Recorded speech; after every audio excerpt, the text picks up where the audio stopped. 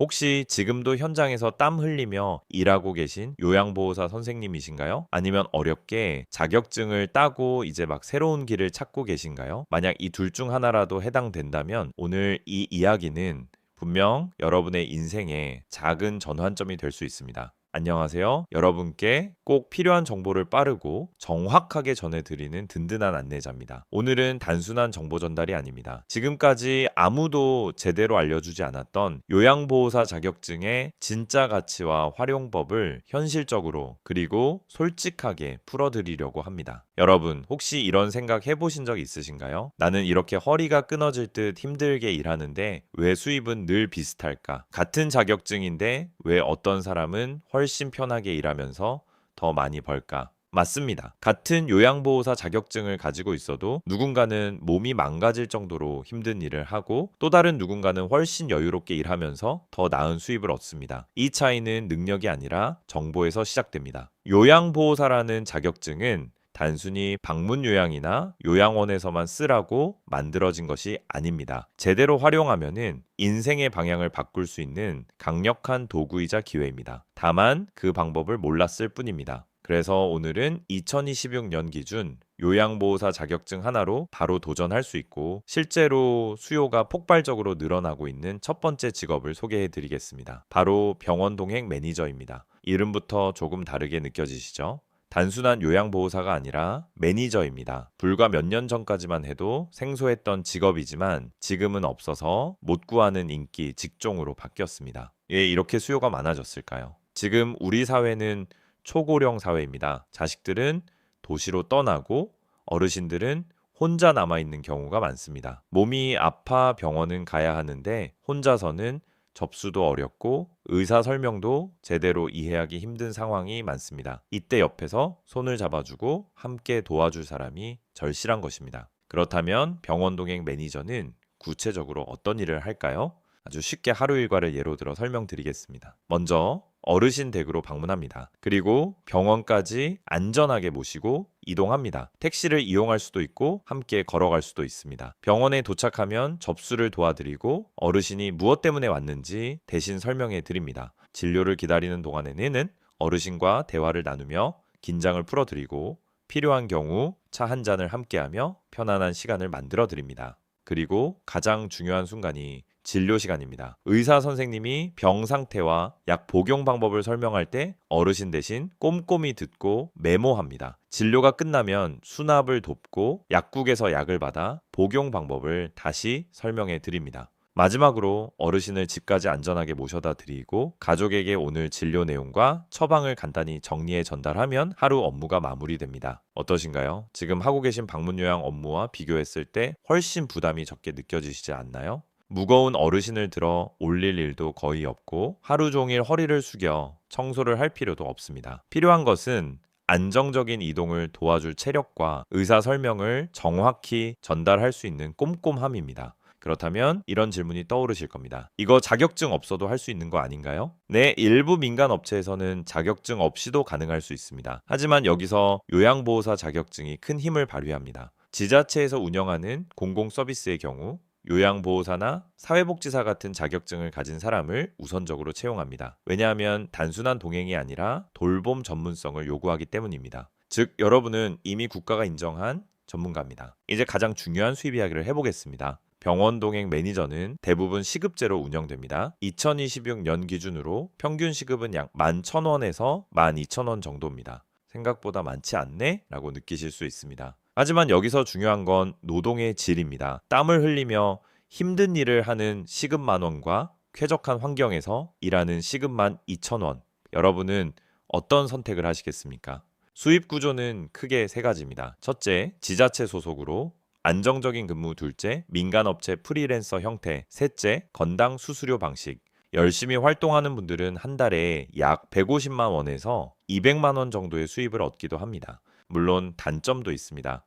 일이 있는 날과 없는 날의 차이가 있고 병원 대기 시간이 길어지면 일정이 꼬일 수 있습니다. 또한 보호자와의 소통에서 감정적인 부담이 생길 수도 있습니다. 하지만 이 모든 단점을 덮는 장점이 있습니다. 바로 자유도입니다.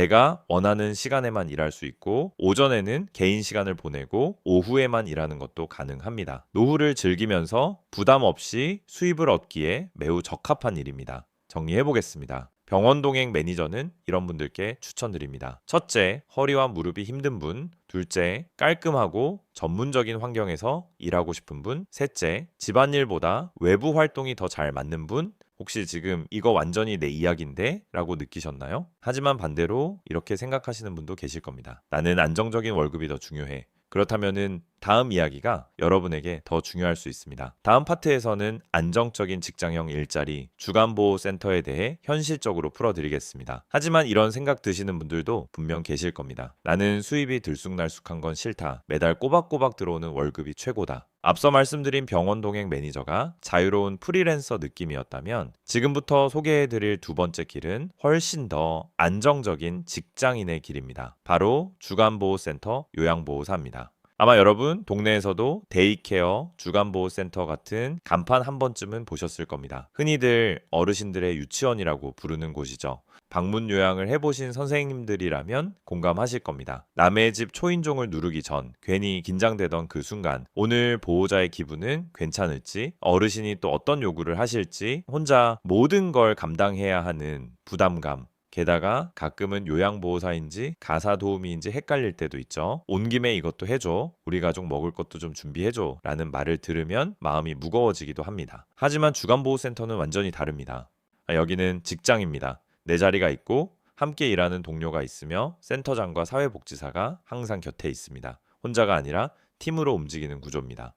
그럼 구체적으로 어떤 일을 하게 될까요? 2026년 기준으로 하루 일과를 현실적으로 설명드리겠습니다. 보통 아침 9시쯤 출근을 하면 가장 먼저 하는 일은 차량 운행 보조입니다. 센터 차량을 이용해 어르신 댁으로 가서 안전하게 모셔옵니다. 운전을 직접 하실 수도 있고 보조 역할만 하실 수도 있습니다. 어르신들이 모두 모이면 그때부터 본격적인 하루가 시작됩니다. 간단한 체조를 함께하고 만들기 활동이나 노래 교실 같은 프로그램을 보조합니다. 어르신들이 즐겁게 참여할 수 있도록 옆에서 분위기를 이끌어주는 역할입니다. 점심시간에는 식사를 챙겨드리고 약 복용을 도와드립니다. 오후에는 가벼운 재활 운동이나 여가 활동을 함께 하다 보면은 어느덧 퇴근 시간이 다가옵니다. 저녁에는 다시 어르신들을 안전하게 집까지 모셔다 드리며 하루가 마무리됩니다. 어떠신가요? 집집마다 돌아다니며 혼자 일하는 것보다 훨씬 체계적이고 안정적으로 느껴지시지 않나요? 무엇보다 큰 장점은 생활 리듬입니다. 아침에 출근해서 저녁에 퇴근하는 규칙적인 생활이 가능하고 주말이나 공휴일에는 쉬는 곳이 많아 가족과 시간을 보내기도 좋습니다. 이제 가장 궁금하신 부분 수입 이야기를 해보겠습니다. 주간보호센터는 대부분 월급제로 운영됩니다. 2026년 기준으로 주 5일 근무 시 평균 월급은 약 221만 원에서 235만 원 정도입니다. 여기에 각종 수당이 더해지면은 조금 더 올라갈 수 있습니다. 여기서 중요한 포인트 하나 알려드리겠습니다. 만약 여러분이 운전이 가능하다면 상황이 완전히 달라집니다. 센터 입장에서는 운전까지 가능한 요양보호사를 매우 선호합니다. 그래서 별도의 운전 수당을 지급하는 곳이 많습니다. 실제로 운전 가능 여부에 따라 월급 차이가 꽤 크게 나는 경우도 있습니다. 나는 장롱 면허인데 라고 생각하신다면 지금이라도 연수를 받아보시는 걸 강력히 추천드립니다. 이 한 가지로 취업 기회와 수입이 크게 달라질 수 있습니다. 물론 주간보호센터도 쉬운 일만 있는 것은 아닙니다. 방문 요양은 한 분만 케어하면 되지만 센터에서는 동시에 여러 명의 어르신을 돌봐야 합니다. 때로는 10명, 20명이 동시에 도움을 요청하기도 합니다. 선생님, 저 좀 도와주세요. 선생님, 저기 좀 봐주세요. 이런 상황이 계속되면 정신없이 바쁜 하루가 될 수도 있습니다. 하지만 그만큼 얻는 것도 큽니다. 바로 소속감입니다. 명절 수당, 휴가비, 4대 보험, 퇴직금까지 단순한 아르바이트가 아니라 정식 직장인으로 인정받으며 일할 수 있습니다. 정리해보겠습니다. 주간보호센터는 이런 분들께 추천드립니다. 첫째, 안정적인 월급이 가장 중요한 분. 둘째, 혼자 일하는 것보다 동료들과 함께 일하고 싶은 분. 셋째, 남의 집에 들어가는 것이 부담스러운 분. 혹시 지금 이게 나한테 더 맞는 것 같다라고 느끼셨나요? 그렇다면 이제 마지막 선택지가 남아 있습니다. 아마 이 부분에서 가장 눈이 번쩍 뜨이는 분들이 많으실 겁니다. 나는 아직 체력도 있고 이왕이면 더 많이 벌고 싶다. 이런 분들을 위한 최고의 선택. 다음 파트에서는 수입 측면에서 가장 강력한 직업, 장애인 활동지원사에 대해 현실적으로 그리고 솔직하게 말씀드리겠습니다. 자, 이제 마지막 선택지입니다. 아마 이 부분에서 가장 많은 분들이 귀를 쫑긋 세우고 계실 겁니다. 나는 아직 체력도 괜찮고 이왕이면 더 많이 벌고 싶다. 같은 시간 일하더라도 더 높은 대우를 받고 싶다. 이런 분들을 위한 최고의 선택, 바로 장애인 활동지원사입니다. 이 직업 한 번쯤은 들어보셨을 겁니다. 그런데 많은 분들이 이렇게 생각하시죠. 그거 요양보호사랑 비슷하게 힘든 일 아니야? 장애인 돌보는 건 너무 어려울 것 같은데. 그래서 시작도 해보지 않고 포기하신 분들이 정말 많습니다. 하지만 2026년 현재 이 직업의 현실은 완전히 달라졌습니다. 지금 취업 시장에서는 이 장애인 활동 지원사가 노다지라는 말이 나올 정도로 대우가 크게 올라간 상태입니다. 그럼 가장 궁금한 부분부터 말씀드리겠습니다. 도대체 얼마나 벌길래 노다지라고 하나요? 2026년 기준으로 장애인 활동 지원사는 국가 바우처 시스템으로 운영됩니다. 시간당 단가는 약 17,000원대입니다. 여기서 센터 수수료를 제외하고 실제로 받는 시급은 약 13,000원 수준에서 시작합니다. 이미 최저임금보다 훨씬 높은 금액입니다. 그런데 여기서 끝이 아닙니다. 이 직업의 진짜 핵심은 가산 수당입니다. 밤 10시 이후 야간 근무 또는 공휴일에 근무하게 되면은 시급이 1.5배로 올라갑니다. 그럼 시급이 약 25,000원 수준까지 올라갑니다. 1시간에 25,000원? 이건 일반 직장인과 비교해도 상당히 높은 수준입니다. 그래서 실제 현장에서는 야간과 휴일 근무를 적절히 섞어서 월 300만 원 이상을 버는 분들도 적지 않습니다. 그렇다면 이렇게 생각하실 겁니다. 그만큼 힘든 거 아닌가요? 여기서 꼭 오해를 풀어드리고 싶습니다. 장애인 활동 지원사는 대상자에 따라 일이 완전히 달라집니다. 예를 들어 휠체어를 이용하는 대학생의 경우 화살표 학교 이동을 도와주는 역할, 어린 장애인의 경우 화살표 학원이나 등하교 동행 시각 장애인의 경우 화살표 외출 시 길 안내, 이처럼 단순 동행이나 활동 보조 중심의 업무도 매우 많습니다. 물론 일부 중증 장애인의 경우에는 식사나 위생 관리 지원이 필요할 수 있습니다. 하지만 모든 케이스가 힘든 것은 절대 아닙니다. 오히려 많은 선생님들이 이렇게 말씀하십니다. 어르신만 돌보다가 젊은 장애인과 함께 활동하니 오히려 에너지를 받는다. 내가 누군가의 삶에 진짜 도움이 된다는 느낌이 크다. 그만큼 보람도 큰 일입니다. 그렇다면 중요한 질문 하나 더 있습니다. 요양보호사 자격증 있으면 바로 할 수 있나요? 답은 아니오입니다.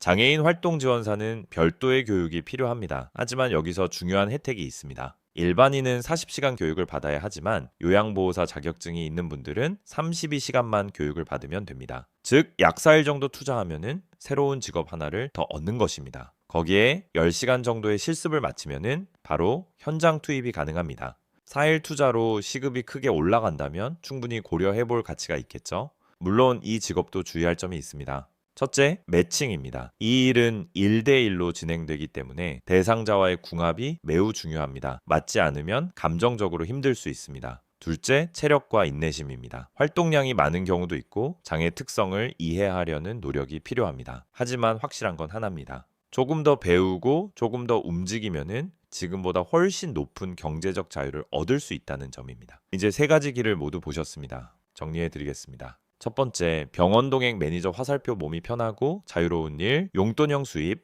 두 번째, 주간보호센터 화살표, 안정적인 월급, 직장형 근무. 세 번째, 장애인 활동지원사 화살표 높은 시급, 가장 큰 수입 가능성. 여기서 중요한 건 어느 게 더 좋다가 아닙니다. 나에게 맞는 선택이 무엇인가입니다. 무릎과 허리가 가장 중요하다면은 화살표 병원 동행 매니저 안정적인 생활이 중요하다면 화살표 주간보호센터 수입을 최우선으로 생각한다면은 화살표 장애인 활동 지원사. 이제 여러분 머릿속에는 하나의 그림이 그려지셨을 겁니다. 하지만 여기서 절대 그냥 넘어가시면 안 됩니다. 이제부터가 진짜 중요합니다. 아무 준비 없이 뛰어들면 힘들게 딴 자격증이 오히려 독이 될 수도 있기 때문입니다. 그래서 마지막으로 꼭 말씀드리고 싶은 현실적인 주의사항을 알려드리겠습니다. 첫째, 월500 보장 같은 광고 절대 믿지 마십시오. 세상에 무조건은 없습니다. 수입은 결국 본인의 시간과 노력에 따라 달라집니다. 둘째, 불필요한 민간 자격증 요구는 의심하십시오. 여러분의 요양보호사 자격증은 이미 국가 공인 자격입니다. 추가 자격증을 강요하며 비용을 요구하는 곳은 조심하셔야 합니다. 셋째, 자격증 빌려달라는 제안은 절대 거절하십시오. 이건 명백한 불법이며 적발시 자격 취소는 물론 법적 처벌까지 받을 수 있습니다. 넷째, 지역마다 조건이 다릅니다. 반드시 거주 지역의 시청, 구청 또는 채용 사이트를 직접 확인하시고 현실적인 정보를 얻으셔야 합니다. 다섯째, 운전과 스마트폰은 이제 필수입니다. 운전 가능 여부에 따라 취업 기회가 달라지고 대부분의 업무는 스마트폰 앱으로 진행됩니다. 이제 마지막으로 한 말씀 드리겠습니다. 지금까지 힘들게 일해오신 여러분, 그 자격증은 단순한 종이 한 장이 아닙니다. 여러분의 인생을 지켜줄 수 있는 열쇠입니다. 다만 그 열쇠를 어디에 써야 할지 몰랐을 뿐입니다. 오늘 이 이야기를 통해 나도 새로운 길을 갈 수 있구나 라는 자신감을 얻으셨다면 그걸로 충분합니다. 이제는 한 걸음만 내디디시면 됩니다.